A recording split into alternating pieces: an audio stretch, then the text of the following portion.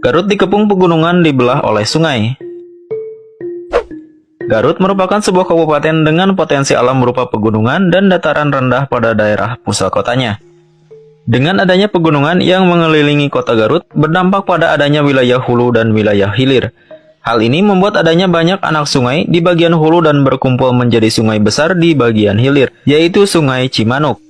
Sungai Cimanuk merupakan salah satu sungai besar yang ada di Pulau Jawa dan sangat berpengaruh pada penghidupan masyarakat di sekitarnya. Dijuluki Kota Intan oleh Presiden Soekarno. Kota Intan merupakan julukan untuk kota Garut. Pertama kali julukan ini dilontarkan oleh Presiden Soekarno pada tahun 1960-an. Pada saat itu, Bung Karno mengunjungi Kabupaten Garut dalam rangka kunjungan kedinasan. Bung Karno melihat keadaan lingkungan Garut sangat bersih, pemandangannya yang indah, masyarakatnya yang tertib dan nyaman bagi para tamu. Oleh karena itu, Bung Karno dalam pidatonya di Babancong menyatakan bahwa kota Garut sebagai kota Intan. Intan merupakan kepanjangan dari indah, tertib, aman, dan nyaman.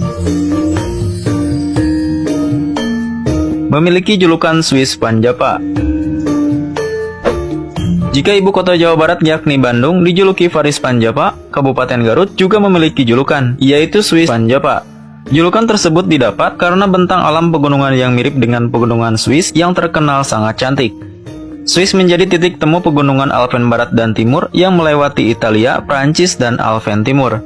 Garut memang dikelilingi oleh banyak pegunungan yang indah, mulai dari Papandayan, Guntur, hingga Cikuray. Ketiganya menjadi destinasi favorit para pendaki gunung dan pecinta alam. Keindahan alam pegunungan Garut juga diabadikan oleh Ahmad Abdullah Assegaf dalam novelnya berjudul Fafat Garut yang ditulis pada 1928. Memiliki makanan khas dodol Garut.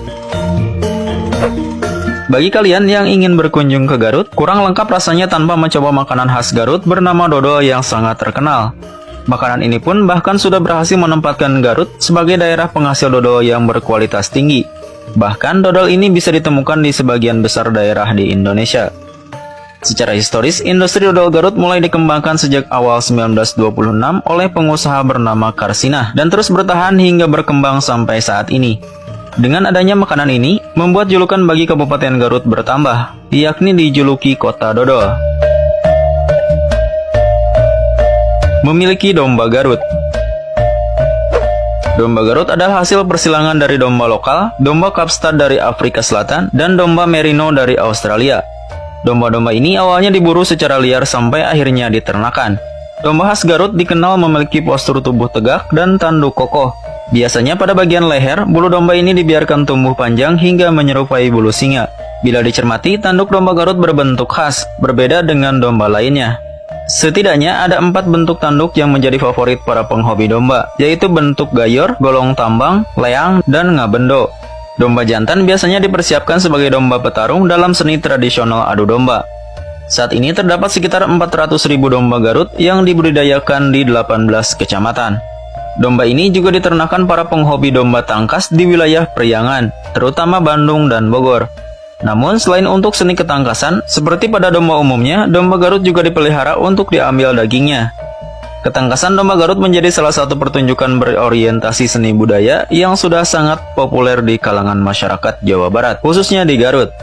Seni ketangkasan domba juga kerap dipertontonkan sebagai salah satu pertunjukan yang cukup menghibur bagi sebagian masyarakat dan peternak, terlebih bagi peternak domba Garut itu sendiri. Tak hanya warga setempat, seni ketangkasan domba ini bahkan menjadi salah satu daya tarik wisatawan di Garut.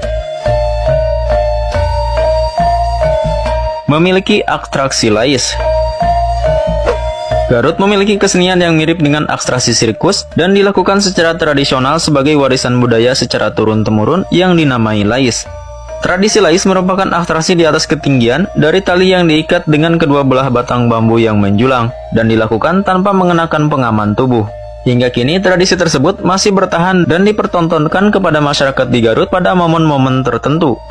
Tradisi ini mulanya merupakan keseimbangan dari seorang pemanjat kelapa bernama Laisan yang juga seorang sesepuh di kawasan Kampung Nangkapait, Kecamatan Sukawening, Garut. Memiliki padang edelweiss terluas se-Asia Tenggara. Bunga edelweiss tetap cantik dan berbentuk seperti bunga yang utuh dan tak mudah layu, bahkan dalam keadaan kering sekalipun. Namun kalian juga jangan coba-coba untuk memetiknya, karena Edelweiss termasuk bunga yang dilindungi. Untuk bisa melihat secara langsung padang Edelweiss ini, lokasi pertama yang harus kalian tuju adalah kawasan Taman Wisata Alam Gunung Papandayan yang berada di Kecamatan Cisurupan. Gunung Papandayan ini terletak sekitar 70 km sebelah tenggara kota Bandung.